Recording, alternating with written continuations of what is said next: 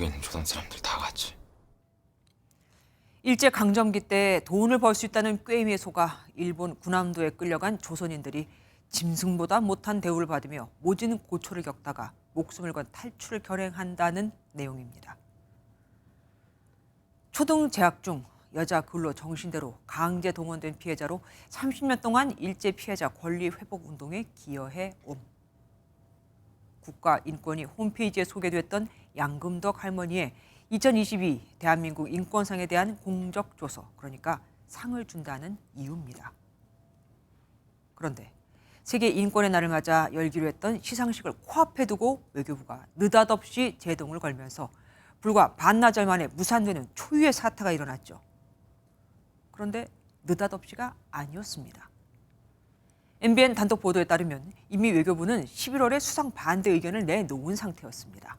모른 척하다가 발표만 그때 한 거죠. 수상 취소 소식을 모르고 할머니가 오셨다가 빈손으로 돌아가면 그 파장이 클까 봐 그랬던 걸까요?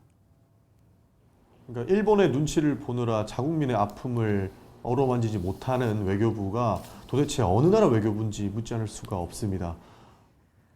결국 더불어민주당 등 의원 31명은 할머니에게 인권상 수여를 촉구하는 결의안을 발의했고, 시민단체는 항의의 표시로 대신 시민훈장인 우리들의 인권상을 수여했습니다.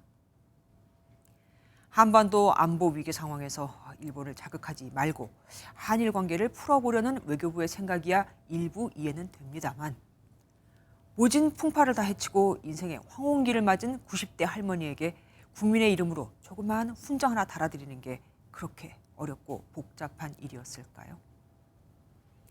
지난 9월 2일 박진 장관은 광주 양 할머니 앞에서 무릎을 꿇고 징용 문제 해결을 약속했었죠. 외교부는 서운 자체를 반대한 게 아니라고 했지만 평생 고난의 길을 걸었던 양금덕 할머니가 또 한 번 상처를 입은 건 부인할 수 없습니다. 아마 두 번째 상처가 더 깊고 고통스럽지 않았을까요? 김주아의 그런데 오늘은 또 양금덕 할머니 상처 주다니 였습니다. 안녕하세요. 김주아입니다.